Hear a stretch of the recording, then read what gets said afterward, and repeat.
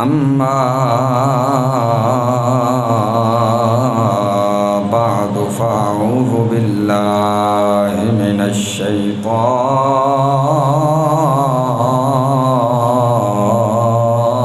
الرجيم. بسم الله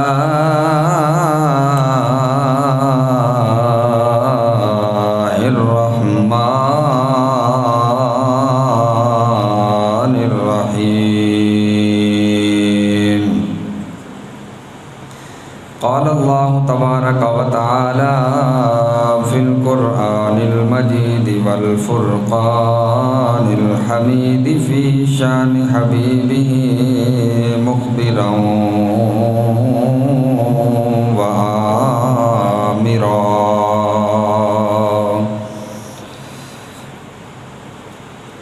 وَلَقَدْ آتَيْنَا إِبْرَاهِيمَ رُشْدَهُ مِنْ قَبْلُ وَكُنَّا بِهِ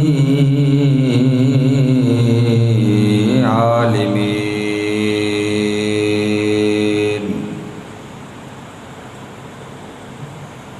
إِذْ قَالَ لِأَبِيهِ وَقَوْمِهِ مَا هَذِهِ التَّمَاثِيلُ الَّتِي أَنْتُمْ لَهَا عَاكِفُونَ. قَالُوا وَجَدْنَا آبَاءَنَا لَهَا عَابِدِينَ. قَالَ لَقَدْ كُنْتُمْ أَنْتُمْ وَآبَاؤُكُمْ فِي ضَلَالٍ مُبِينٍ. صدق الله العظيم وصدق رسوله النبي الكريم الأمين المكين الرحيم. ونحن على ذلك لمن الشاهدين والشاكرين والحمد لله رب العالمين. إن الله وملائكته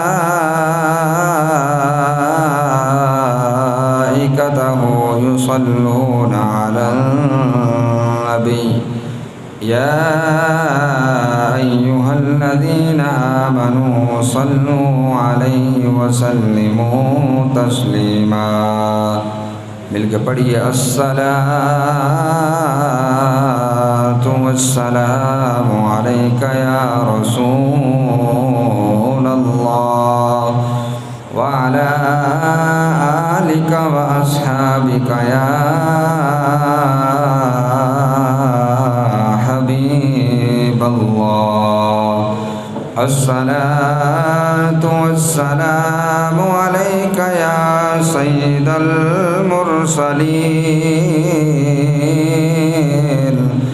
وعلى آلك وأصحابك يا رحمة للعالمين.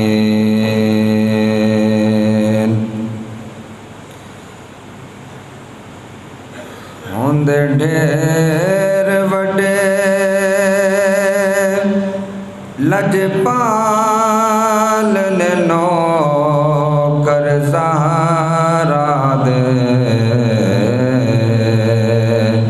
جی نوکر زہرا دے. ہوندے ڈھیر وڈے لجپال نے نوکر زہرا دے نوکر زہرا دے. رہندے مرن تو بعد وی نال نے نوکر زہرا دے جی نوکر زہرا دے. رہندے مرن تو بعد وی نال نے نوکر زہرا دے جی نوکر زہرا دے.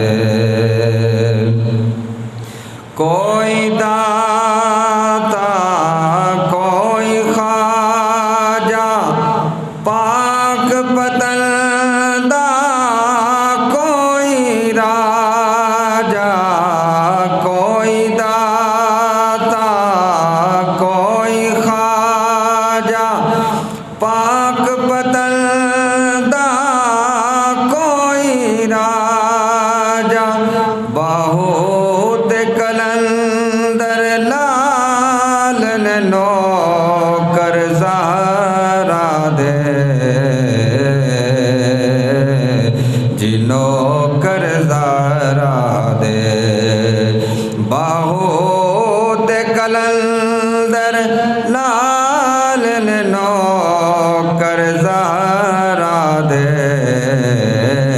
جنو کر زہرا دے ہوند ڈھیر وڈے لجپال نو کر زہرا دے جنو کر زہرا دے۔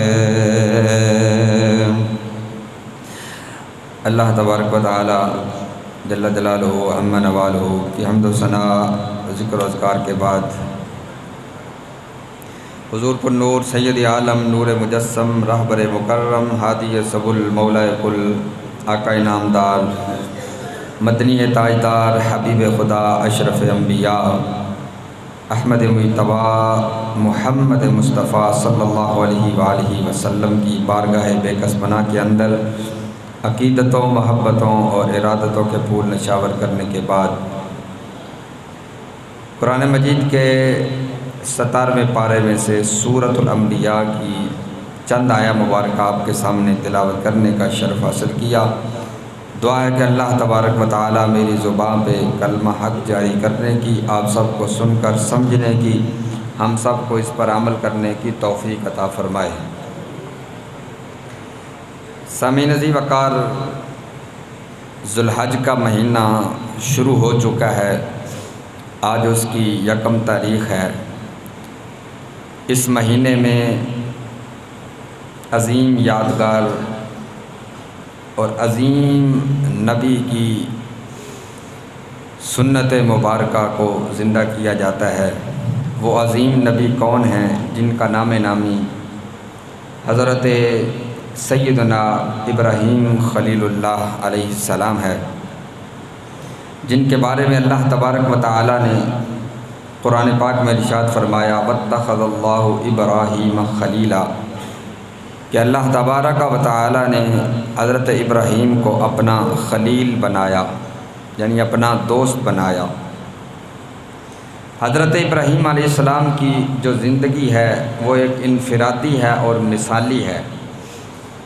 کئی انبیاء کرام آئے، انہوں نے اپنی اپنی زندگی گزاری، لیکن اللہ تبارک و تعالی نے حضرت ابراہیم علیہ السلام کی کئی سنتوں کو زندہ رکھ کر حضور کی امت میں بھی اسے قائم رکھا۔ نبی پاک صلی اللہ علیہ وآلہ وسلم سے صحابہ پوچھتے ہیں یا رسول اللہ یہ قربانی کیا ہے؟ ما هذه الاضحایا، یہ قربانی کیا ہے؟ تو حضور علیہ السلام نے ارشاد فرمایا یہ تمہارے باپ حضرت ابراہیم علیہ السلام کی سنت ہے۔ حالانکہ یہ حضور علیہ السلام کی بھی سنت مبارکہ ہے، لیکن آپ نے اپنے آپ پر حضرت ابراہیم اپنی عاجزی کا اظہار کیا اور حضرت ابراہیم علیہ السلام کے نام کو زندہ رکھنے کی وجہ سے صحابہ کو یہی کہا کہ یہ تمہارے باپ حضرت ابراہیم علیہ السلام کی سنت مبارکہ ہے۔ اللہم صلی علی محمد وعلی آل محمد کما صلیت علی ابراہیم وعلی آل ابراہیم انک حمید مجید۔ نماز ہم پڑھتے ہیں اور نماز کے اندر جہاں ہم حضور علیہ السلام پر درود پاک پڑھتے ہیں وہاں حضرت ابراہیم علیہ السلام پر بھی ہم درود پڑھتے ہیں۔ تو گویا کہ اللہ تبارک و تعالیٰ نے حضرت ابراہیم علیہ السلام کو ایسی انفرادی زندگی بخشی ہے کہ جن کا نام حضور کی امت میں بھی زیادہ تذکرہ ہوتا رہتا ہے۔ عاجزی بہت ہے حضرت ابراہیم علیہ السلام کی۔ جب قیامت کا دن ہوگا انبیاء کی بھی صفیں ہوں گی اور سارے نبی جو ان کی امتیں ہیں ان کی بھی صفیں 120 صفیں ہوں گی، کل 120 صفیں، اور صرف 80 صفیں حضور علیہ السلام کی امت کی ہی ہوں گی۔ صحابہ کرام بھی کھڑے ہوں گے، ساری امتیں کھڑی ہوں گی، انبیاء کی بھی صف ہوگی۔ تو انبیاء کی صف میں سے اچانک حضرت ابراہیم علیہ السلام رب کی بارگاہ سے مخاطب ہوں گے، ایک بات کی اجازت چاہتا ہوں۔ اللہ تبارک و تعالیٰ پوچھے گا اے ابراہیم کس بات کی اجازت چاہتا ہے؟ تو حضرت ابراہیم علیہ السلام وہاں عرض کریں گے یا اللہ جتنے تیرے پیارے محبوب صلی اللہ علیہ وسلم کی امت کی آج دھج ہے، اتنی شان ہے مجھے صرف ایک مرتبہ اجازت دے دے، میں نبیوں کی صف سے نکل کر تیرے محبوب کی امت کی صف میں کھڑا ہو سکوں۔ آجزی اتنی ہے۔ تو گویا کہ تذکرہ کر رہا تھا کہ حضرت ابراہیم علیہ السلام کی یاد ویسے تو ہر نماز میں تذکرہ ہوتا رہتا ہے، لیکن اس مہینے میں ایک خاص حضرت ابراہیم علیہ السلام اور آپ کے بیٹے حضرت اسماعیل علیہ السلام کا تذکرہ کیا جاتا ہے۔ اس سے پہلے اللہ تبارک و تعالیٰ نے جو آپ کی ابتدائی زندگی کے حوالے سے جو بیان کیا قرآن کے 17ویں پارے میں سے، اللہ تبارک و تعالیٰ نے ارشاد فرمایا وَلَقَدْ آتَيْنَا إِبْرَاهِيمَ رُشْدَهُ مِن قَبْلُ وَكُنَّا بِهِ عَالِمِينَ، اور تحقیق ہم نے حضرت ابراہیم کو ان کی ہدایت اس سے پہلے ہی عطا کر دی تھی، یعنی ابھی آپ بالغ نہیں ہوئے تھے، اللہ تبارک و تعالیٰ نے آپ کے قلب اطہر میں اپنی ہدایت داخل کر دی تھی کہ آپ کسی لمحے بھی راہ راست سے ادھر ادھر نہیں ہوں گے۔ وَكُنَّا بِهِ عَالِمِينَ، اور اللہ تبارک و تعالیٰ فرماتا ہے کہ ہم اس کو خوب جاننے والے تھے۔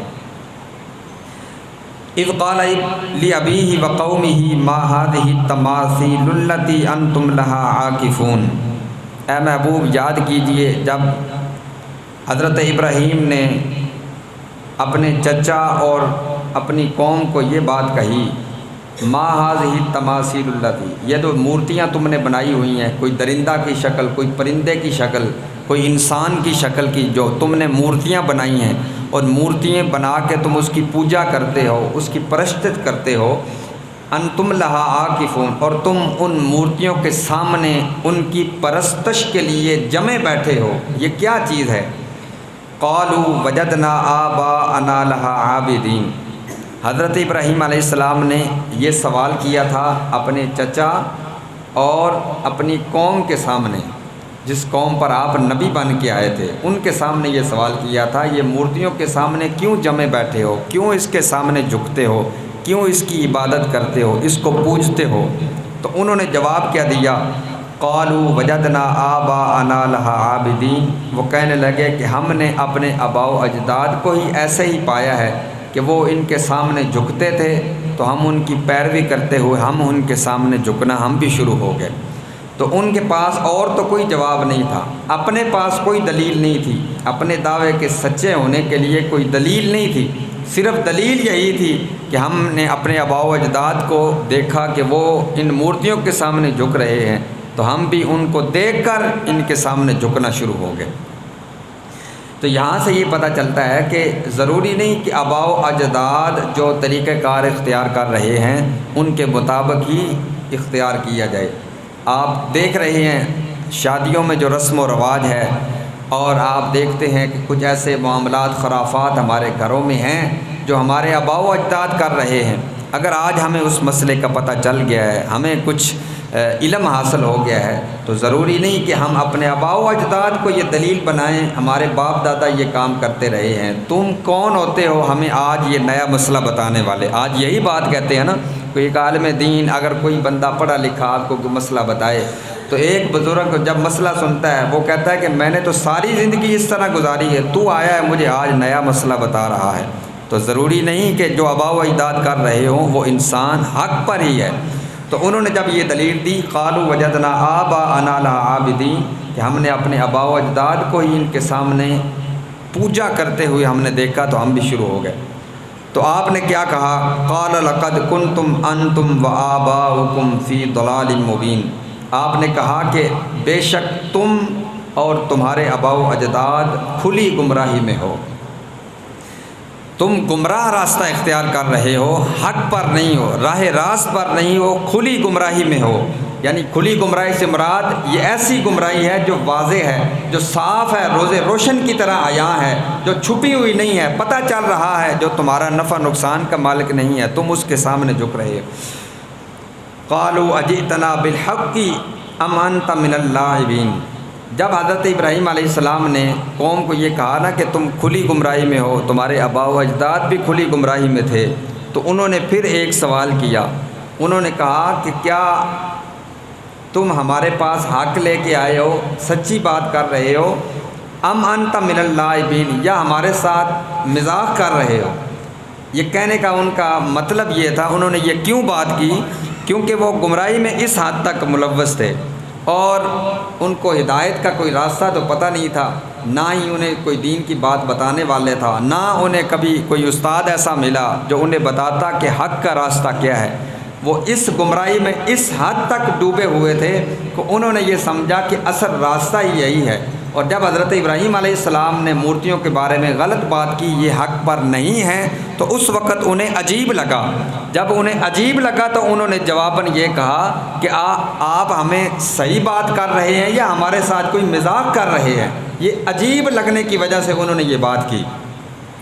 تو حضرت ابراہیم علیہ السلام نے پھر جواب دیا، قال بل ربکم رب السماوات والارض الذی فطرہن وانا علی ذالکم من الشاہدین۔ حضرت ابراہیم علیہ السلام نے کہا کہ یہ تمہارے رب نہیں، تمہارے رب ہیں، بلکہ تمہارا رب اور آسمانوں اور زمینوں کا جو رب ہے، یعنی تمہیں جو پالنے والا ہے، تمہیں جو بنانے والا ہے، اور جو آسمانوں اور زمینوں کو بنانے والا ہے، فطرہن وانا علی ذالکم من الشاہدین، وہی رب ہے، وہ خالق ہے، وہ مالک ہے، یعنی تم کو بھی اسی رب نے پیدا کیا ہے، اور کائنات کے اندر جو آسمان و زمین ہیں ان کو بھی اسی رب نے بنایا ہے۔ وَأَنَا عَلَىٰ ذَلِكُم مِّنَ الشَّاهِدِينَ، اور میں ان سب پر ان گواہوں میں سے ہوں جنہوں نے گواہی دی تھی کہ اللہ تبارک و تعالیٰ ایک ہے۔ حضرت آدم علیہ السلام آئے، حضرت شیش علیہ السلام آئے، حضرت نوح علیہ السلام آئے، انہوں نے یہ گواہی دی تھی اللہ ایک ہے، اللہ ساری کائنات کو پیدا کرنے والا ہے اور زمین و آسمان بنانے والا اللہ ہے۔ سب نبیوں نے یہ بات کی تھی۔ آپ نے کہا وَأَنَا عَلَىٰ ذَلِكُم مِّنَ الشَّاهِدِينَ، میں بھی اسی پر ان گواہوں میں سے ہوں جنہوں نے یہی گواہی دی تھی۔ جب آپ نے یہ بات کی وَتَاللَّهِ لَأَكِيدَنَّ أَصْنَامَكُمْ بَعْدَ أَن تُوَلُّوا مُدْبِرِينَ، اب یہ آپ توحید کا جب آپ نے یہ اعلان کیا تو اب آپ نے ایک قسم اٹھائی، کہا وَتَاللَّهِ، مجھے اللہ رب العزت کی قسم ہے، لَأَكِيدَنَّ أَصْنَامَكُمْ، میں تمہارے ان بتوں کے ساتھ ضرور کچھ نہ کچھ کروں گا، میں تمہارے ان بتوں کا کچھ نہ کچھ ضرور کروں گا۔ یہ لام تاکید کا ہے، یعنی لام لَأَكِيدَنَّ، یعنی ضرور کروں گا۔ بعد ان تولوا مدبرین، کب کروں گا؟ جب تم یہاں سے چلے جاؤ گے، تم پیٹھ پھیر لو گے، تم یہاں موجود نہیں ہوگے تو میں تمہارے بتوں کا کچھ نہ کچھ کروں گا۔ یہ بات آپ نے کر دی۔ ابھی انہوں نے یہ بات ایک سرسری سمجھی کہ کبھی کسی نے ایسا کہا نہیں تھا نا کہ یہ بت غلط ہیں یا ان بتوں کی عبادت نہ کرو، تو انہوں نے اس بات کو ابھی بھی مذاق سمجھا۔ اور حضرت ابراہیم علیہ السلام نے جو بات کی ہے نا کہ میں ان بتوں کا ضرور کچھ کروں گا، انہوں نے اس کو ابھی بھی مذاق سمجھا، اس کو لائٹ لیا۔ فَجَعَلَهُمْ جُذَاذًا إِلَّا كَبِيرًا لَهُمْ لَعَلَّهُمْ إِلَيْهِ يَرْجِعُونَ۔ حضرت ابراہیم علیہ السلام آپ کے دور میں ان کا ایک سالانہ میلہ لگتا تھا۔ ایک دن ان کا ایک سالانہ میلہ تھا۔ وہ ساری قوم کیا کرتی، پہلے وہ نظر و نیاز جو ہے وہ بتوں کے سامنے آ کے رکھ دیتی، رکھ کر پھر وہ میلے میں چلی جاتی، پھر واپسی آ کر بتوں کے سامنے حاضری دیتی، پھر اپنے اپنے گھر جاتے۔ یہ ان کا طریقہ کار تھا۔ سال بعد ایک معاملہ ایسا ہوتا تھا۔ وہ سال آیا، وہ دن آیا تو ساری قوم اکٹھی ہو کے جب جانے لگی، ان میں سے کچھ لوگ آئے حضرت ابراہیم علیہ السلام کے پاس، کہا آؤ ہم اپنے میلے میں جا رہے ہیں، تم ہمیں غلط کہتے ہو، وہاں جا کے دیکھو ہمارے طریقہ کار کیا ہیں، تمہیں پتہ چلے گا کہ ہم ہی حق پر ہیں۔ وہ ساری قوم، ان میں سے کچھ لوگ حضرت ابراہیم علیہ السلام کے پاس آئے تو حضرت ابراہیم علیہ السلام نے انہیں کہا فقال انی سقیم، یہ 23ویں پارے میں یہ الفاظ موجود ہیں، فقال انی سقیم، کہ میں بیمار ہوں۔ حالانکہ آپ بیمار نہیں تھے۔ تو بعض لوگ یہاں اعتراض کرنے والے وہ اعتراض کرتے ہیں کہ آپ نے جھوٹ بولا۔ نعوذ باللہ، نبی کبھی جھوٹ نہیں بول سکتا۔ آپ نے وہ لفظ اختیار کیا سقیم، یہ عربی کا لفظ ہے، اور عربی لغت وہی جانتا ہے جس نے کتابیں پڑھی ہوں۔ ایک عام آدمی اس کی صحیح تحقیق تک نہیں پہنچ سکتا۔ آپ نے جب لفظ بولا نا فقال انی سقیم، میں سقیم ہوں، سقیم کا لفظی مطلب، اس کے مطلب دو ہیں۔ ایک اس کا مطلب ہے کہ میں اب بیمار ہوں، اور ایک اس کا مطلب ہے کہ آنے والے وقت میں مجھے بیماری کا خدشہ ہے، مجھے لگ سکتی ہے۔ یہ تو ہر بندے کو لگ سکتی ہے نا، کوئی بندہ بھی کہہ سکتا ہے آنے والے وقت میں بیمار ہو سکتا ہوں۔ تو حضرت ابراہیم علیہ السلام نے جو سقیم کہہ کر وہ مراد لیا، وہ یہی مراد لیا تھا کہ آنے والے وقت میں اللہ مجھے بیماری لاحق کر سکتا ہے۔ تو اس میں کوئی جھوٹ نہیں ہے، کیونکہ نبی تو ویسے ہی جھوٹ نہیں بول سکتا، تو آپ نے اس میں تعویل کی ہے، فقال انی سقیم۔ تو وہ یہ آپ کا یہ لفظ سن کر آپ تو وہ ساری قوم چلی گئی، آپ کو موقع مل گیا، آپ نے ایک کلہاڑا پکڑا اور بت خانے آ گئے۔ جب بت خانے تشریف لائے، فجعلہم جزازا الا کبیر لہم لعلہم الیہ یرجعون، آپ نے ان کے ٹکڑے ٹکڑے کر دیے، کسی کی گردن کاٹ دی، کسی کے پاؤں کاٹ دیے، کسی کے ہاتھ کاٹ دیے، کسی کے 2 ٹکڑے کیے اور کسی کو چور چور کر دیا۔ مختلف قسموں کو آپ نے سب کے ساتھ کسی کے ساتھ کچھ سلوک کیا اور کسی کو بالکل چور چور کر دیا، مگر کبیر اللہم، ان میں سے جو سب سے بڑا تھا اس کو نہیں چھیڑا۔ اس وجہ سے نہیں کہ آپ اس کو صحیح سمجھتے تھے، بلکہ اس میں کوئی حکمت تھی، آپ نے بڑا کلہاڑا سب کو توڑ کر اس بڑے بت کے اوپر رکھ دیا۔ لعلہم الیہ یرجعون، آپ نے کہا کہ وہ آئیں گے تو شاید وہ اسی بت کی طرف رجوع کریں۔ قالوا من فعل هذا بآلہتنا انہ لمن الظالمین، جب وہ ساری قوم آئی، خوشی خوشی آئی، ہمیں تو خوشی ہوتی ہے نا، ہم اللہ کی بارگاہ میں جھکتے ہیں، گھر سے جلتے ہیں تو ہمیں خوشی محسوس ہوتی ہے، ہم آج جمعہ پڑھنے جا رہے ہیں، اللہ کی بارگاہ میں جھکیں گے، جمعہ پڑھیں گے، ہمیں خوشی ہوتی ہے، رب کی بارگاہ میں دعا کریں گے، ہم جائیں گے تو کوئی علم کی بات سنیں گے، ہم جائیں گے مسجد کی زیارت کریں گے، تو ہمیں ہر پل میں خوشی ہوتی ہے۔ مومن وہی ہوتا ہے جس کو عبادت میں ہی خوشی ہوتی ہے، اللہ کی عبادت میں خوشی ہونے والی خوشی مومن کو ہی ہوتی ہے، منافق کو نہیں ہوتی۔ تو اس وقت وہ جو تھے وہ اپنے بت کی پوجا کرتے تھے، انہیں اس بات کی خوشی تھی کہ ہم اپنی میلے سے واپس جا رہے ہیں تو ہم اپنے خداؤں کی زیارت کریں گے، وہ اپنے خداؤں کی زیارت کرنے کے لیے خوشی خوشی آ رہے تھے۔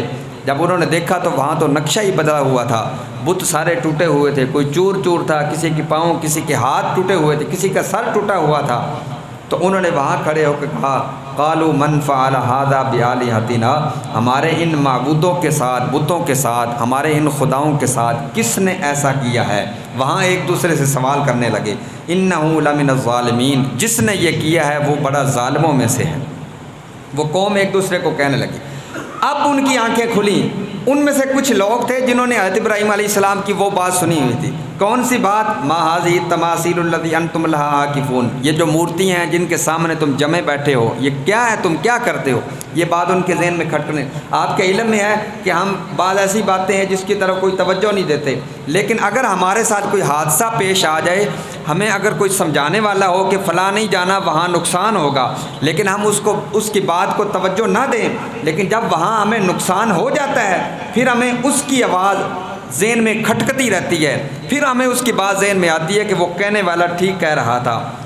تو یہاں بھی یہ ہوا، پہلے انہوں نے بات نہ سمجھی، انہوں نے کہا کہ تم ہم سے مذاق کر رہے ہو، یہ انہوں نے باتیں کی، لیکن جب انہوں نے معاملہ دیکھا تو ان کے ذہن میں ایک بات کھٹکی کہ ایک ہی آدمی تھا کہ جس نے ہم سے یہ بات کی ہے، وہ کون ہے؟ قالوا سمعنا فتى یذکرہم یقال لہ ابراہیم، تو وہ کہنے لگے کہ ہم نے ایک نوجوان کو سنا ہے جو تذکرہ کر رہا تھا ان بتوں کے بارے میں، جو آپ نے کہا تھا نا وَتَاللَّهِ لَأَكِيدَنَّ أَصْنَامَكُمْ بَعْدَ أَن تُوَلُّوا مُدْبِرِينَ، میں تمہارے ان بتوں کے ساتھ ضرور کچھ کروں گا جب تم یہاں سے چلے جاؤ گے۔ یہ بات ان کے ذہن میں اب کھٹکی کہ یہ بات ہم نے سنی تھی کہ ایک نوجوان یہ بات کر رہا تھا کہ میں تمہارے بتوں کے ساتھ کچھ نہ کچھ کروں گا، جو قال لہ ابراہیم، اس نوجوان کا نام بھی وہ کہہ رہے تھے، اسے ابراہیم کہا جاتا ہے۔ اس ابراہیم نامی شخص نے یہ بات کی ہے تو اسی نے یہ کیا ہوگا۔ قالوا فأتوا بہ علی اعین الناس لعلہم یشہدون، تو انہوں نے جس قوم کے کچھ لوگوں نے یہ بات سنی، جب انہوں نے یہ بات کی نا کہ وہ ابراہیم نامی یہ بات کر رہا تھا، تو وہ باقی کہنے لگے کہ اس کو لے آؤ لوگوں کی آنکھوں کے سامنے، یعنی بھرے مجمع میں اس ابراہیم نامی شخص کو لے آؤ، لعلہم یشہدون، تاکہ یہ سارے لوگ بھی دیکھ سکیں کہ اس نے ہمارے بتوں کے ساتھ کیا عجیب سلوک کیا۔ یہ حضرت ابراہیم علیہ السلام تھے نا، جب بچپن میں تھے، ان کے سگے چچا آزر جس کا نام ہے، وہ بتوں کا کاروبار کرتا تھا، بت بیچتا تھا، بنا کے بت بیچتا تھا۔ ایک دن وہ ابراہیم کو بھی کہتا ہے میرے بیٹے بت بیچنے کے لیے جا رہے ہیں، تم بھی جاؤ بت بیچ کے، اور لیکن ایک بت دیا، کہ ابھی تم نئے ہو، اس کو جا کے بیچ کے آؤ گے، ہمیں پتہ چلے گا کس طرح کیسا منافع لے کے آتے ہو۔ تو اس نے اپنے بیٹوں کو تو زیادہ بت دیے بیچنے کے لیے، ابراہیم کو ایک بت دیا۔ جب وہ بیچنے کے لیے جا رہے تھے، باقی جو اس کے اپنے بیٹے تھے وہ یہ آواز لگا رہے تھے، ارے یہ بت لے لو، یہ ہوا چلانے کا بت ہے، یہ بت لے لو، یہ تخلیق کرنے کا بت ہے، یہ بت لے لو، یہ بارش برسانے کا بت ہے، یہ بارش برسانے کا خدا ہے۔ وہ اس کی شان بیان کرتے کرتے بیچ رہے تھے۔ لیکن حضرت ابراہیم علیہ السلام جب بت لے کے جا رہے تھے، ایک ہی بت تھا، وہ لوگوں کو اعلان کر رہے تھے، ارے یہ ایسا بت ہے جو نہ اپنی جان کا مالک ہے، نہ نفع کا مالک ہے، نہ نقصان کا مالک ہے۔ اس کو کیچڑ میں سے لے جا رہے تھے، کیچڑ میں سے گزار کے لے جا رہے تھے، دیکھو یہ اپنا آپ نہیں بچا سکتا، یعنی اس کی توہین کرتے ہوئے وہ آوازیں لگا رہے تھے۔ تو وہاں سے ایک جگہ سے گزرے تو ایک بڑھیا وہ اپنے گھر کے دروازے سے اس نے اپنا پردہ ہٹایا تو دیکھا کہ ابراہیم علیہ السلام اس انداز سے بت بیچ رہے ہیں۔ اس نے بلایا، اس نے کہا کہ کیا تم بت بیچو گے؟ تو حضرت ابراہیم علیہ السلام نے کہا کہ پہلے والا بت کہاں ہے جو تمہارا تھا؟ تو اس بوڑھی عورت نے کہا وہ تو چوری ہو گیا ہے۔ تو حضرت ابراہیم علیہ السلام کہتے ہیں بچپن میں وہ کہتے ہیں کہ جو بت خود چوری ہو جائے، خدا ہی خود چوری ہو جائے، اس نے دوسروں کو کیا نفع نقصان دینا ہے؟ جو اپنی حفاظت نہیں کر سکا اس نے دوسروں کی کیا حفاظت کرنی ہے؟ تو حفاظت بت خدا تو وہ ہوتا ہے جو اپنی بھی حفاظت کر سکے، یعنی انسان کے وجود کی حفاظت کر سکے، پوری کائنات کی حفاظت کر سکے۔ اب اس بوڑھی نے بھی کبھی یہ نہیں سنا تھا کوئی ایسا بھی خدا ہے جو پوری کائنات کو بنانے والا ہے، سب کی حفاظت کرنے والا ہے۔ اس نے تعجب کے انداز میں سوال کر لیا، کیا کوئی ایسا بھی خدا ہے جو ساری کائنات کو بنانے والا ہے اور سب کی حفاظت کا وہ ذمہ دار ہے؟ حضرت ابراہیم علیہ السلام نے کہا ہاں، وہی رب ہے جو تمہیں پیدا کرنے والا ہے اور مجھے پیدا کرنے والا ہے، اور جس کو تم پوجتے ہو ان سب کو بنانے والا بھی صرف ایک خدا ہے، وہ اللہ ہے۔ تو اس بوڑھی عورت نے کہا کہ اس خدا کا میں اس خدا تک کیسے پہنچ سکتی ہوں؟ ابراہیم علیہ السلام کو کیونکہ اپنی نبوت کا علم تھا، آپ نے کہا کہ تم میرے ہاتھ پہ بیعت کرو، میرا کلمہ پڑھو، میں تمہیں اس خدا تک پہنچاؤں گا۔ تو یہ حضرت ابراہیم علیہ السلام اعلی الناس لعلہم یشہدون، لوگوں کے سامنے انہوں نے کہا انہیں حاضر کرو تاکہ لوگ بھی دیکھیں کہ یہ ابراہیم علیہ السلام بتوں کے بارے میں ایسی بات کر رہے تھے۔ جب حضرت ابراہیم علیہ السلام مجمع میں آئے، قالوا انت فعلت هذا بآلہتنا یا ابراہیم، تو وہ کہنے لگے کہ آپ نے ایسا کیا ہے ان ہمارے بتوں کے ساتھ اے ابراہیم؟ قال بل فعلہ کبیرہم ھذا فاسألوہم ان کانوا ینطقون، تو آپ نے کہا بلکہ یہ ایسا کیا ہے ان میں سے جو سب سے بڑا ہے، اس نے یہ ایسا کیا ہے۔ اب اس آیت کی دو طویلیں ہیں۔ مفسرین کرام جو قرآن کی تفسیر لکھتے ہیں نا، وہ دو طرح کی انہوں نے تفسیریں لکھی ہیں۔ انہوں نے پہلی تفسیر تو یہ لکھی ہے کہ آپ کی یہ مراد تھی کہ تعجب کے انداز میں آپ نے یہ کہا کہ اگر تم اپنے بتوں کو سچا سمجھتے ہو، اگر یہ تم سمجھتے ہو کہ یہ سب کچھ یہی بت ہی ہمارا کرتے ہیں، تو یہ جو بڑا بت ہے جس کے سر کے اوپر کلہاڑا رکھا ہوا ہے، میرے خیال میں اس نے دہشت گردی کی ہے، سب بتوں کو اس نے توڑا ہوگا، کیونکہ خود تو وہ بچا ہوا ہے، ان کی آپس میں کسی بات میں بحث ہوگی، الجھے ہوں گے، کوئی لڑائی جھگڑا ہوگا کہ یہ بڑا بت ان پر غالب آ گیا ہے اور اس نے اپنے سر میں کلہاڑا رکھا ہوا ہے، شاید اسی نے کیا ہوگا۔ بل فعلہ کبیرہم ھذا، ان میں سے جو سب سے بڑا ہے اس نے کیا ہوگا۔ ایک آیت کی تفسیر تو یہ مفسرین کرام نے لکھی ہے، اور دوسری تفسیر یہ لکھی ہے کیونکہ اس زمانے میں جو سب سے بڑے تھے وہ کون تھے؟ حضرت ابراہیم علیہ السلام ہی تھے اپنی قوم میں، کیونکہ آپ نبی تھے اور اس پورے علاقے میں آپ سے بڑھ کر کوئی نہیں تھا، یہ صرف آپ ہی جانتے تھے، آپ ہی جانتے تھے کہ اللہ نے مجھے نبی بنا کے بھیجا ہے۔ تو آپ نے گویا اپنی طرف اشارہ کیا ہے، وہ سمجھے نہیں لیکن آپ نے سچ بول کے کہا، یہ اپنی طرف اشارہ کیا ہے۔ قال بل فعلہ کبیرہم ھذا، ان میں سے جو سب سے بڑا ہے اس نے یہ کیا ہے، یعنی آپ اپنی طرف اشارہ کر رہے تھے۔ یہ دو آیت کی تفسیر ہیں۔ ھذا فاسألوہم ان کانوا ینطقون، پھر آپ نے انہی کی زبان کے حوالے سے یہ بات کی، آپ ان سے پوچھ لو اگر یہ سب بول سکتے ہیں تو آپ پوچھ لیں۔ فرجعوا الی انفسہم، اب وہ کیونکہ عاجز آ گئے، انہیں یہ تو پتہ تھا کہ یہ بول نہیں سکتے، وہ اپنے نفس کی طرف لوٹے، یعنی شرمندہ ہوئے۔ فرجعوا الی انفسہم، وہ شرمندہ ہوئے۔ فقالوا انکم انتم الظالمون، اور وہ آپس میں ایک دوسرے کو کہنے لگے تم بڑے ظالم ہو، ایک کہتا ہے دوسرے کو تو بڑا ظالم ہے، دوسرا تیسرے کو کہتا ہے بڑا ظالم ہے، یعنی جب وہ عاجز آ گئے۔ ثم نکسوا علی رؤوسہم، پھر انہوں نے اپنا سر جھکا لیا، ساری قوم نے سر جھکا لیا، سر جھکا کے کہتے ہیں لقد علمت ما هؤلاء ينطقون، اے ابراہیم تو جانتا ہے کہ یہ بت بول تو سکتے نہیں، ہم ان سے کیسے پوچھیں، تو جانتا ہے۔ اب جو موقع تھا حضرت ابراہیم علیہ السلام جو موقع تلاش کر رہے تھے، رب کی وحدانیت کا اعلان کرنا تھا آپ نے، جو موقع آپ کی تلاش میں تھا آج وہ موقع آپ کو مل گیا ہے۔ اس موقع کا فائدہ اٹھاتے ہوئے جب انہوں نے یہ بات کی، اے ابراہیم تو جانتا ہے ان میں سے کوئی بول نہیں سکتا، تو آپ نے کہا، جھڑک کے کہا، قال افتعبدون من دون اللہ، ارے جس کو تم خود کہتے ہو وہ بول کر بتا نہیں سکتے، اپنے آپ پر ظلم ہوا برداشت، انہوں نے وہ بول نہیں سکتے کہ ان پر کیا ظلم ہوا ہے، کیا تم اس اللہ کو چھوڑ کر اس کی عبادت کرتے ہو جو نہ نفع کے مالک ہیں، ما لا ينفعکم شیئا ولا یضرکم، نہ ہی کوئی نقصان کے مالک ہیں۔ آپ نے جب یہ بات کی نا جھڑک کر، اور پھر دوسرا آپ نے یہ وار کیا، اف لکم ولما تعبدون من دون اللہ، تم پر بڑا افسوس ہے اور ان پر جن کو تم اللہ کو چھوڑ کر پوجا کرتے ہو، تم دونوں پر بڑا افسوس ہے۔ افلا تاقلون، کیا تمہارے سر کے اندر سمجھنے والی کھوپڑی نہیں ہے، دماغ نہیں ہے، تمہیں افسوس ہے تم پر جو بول نہیں سکتے، تم اس کی عبادت کرتے ہو۔ تو اب وہ مکمل طور پر عاجز آ گئے۔ اگر کوئی بندہ دلیل سے عاجز آ جائے نا، ایک بندہ امیر ہو، ایک بندہ غریب ہو، ایک بندہ اعلیٰ ہو، ایک بندہ ادنا ہو، اور ادنا کے سامنے ایک اعلیٰ بندہ اگر عاجز آ جائے تو پھر وہ اس کی عزت پر وار کرتا ہے، پھر وہ اس کے کوئی اور طریقے سے اس پر وار کرنے کی کوشش کرتا ہے۔ اب وہ عاجز تو آ گئے، تو اس وقت انہوں نے یہ بات کی، قالوا حرقوہ، وہ کہنے لگے اب اس کو آگ میں جلاؤ، وانصروا آلہتکم، اگر تم کچھ کرنا چاہتے ہو، اپنے معبودوں کی حفاظت کرنا چاہتے ہو، اپنے خداؤں کی، تو اس کو ہمیں آگ میں جلانا پڑے گا۔ تو قلنا یا نار کونی بردا وسلاما علی ابراہیم، تو اس وقت اللہ تبارک و تعالیٰ نے کہا، جب آگ جل رہی تھی تو اللہ فرماتا ہے کہ ہم نے کہا، اے نار، اے آگ تو ٹھنڈی ہو جا، حضرت ابراہیم علیہ السلام پر سلامتی والی ہو جا۔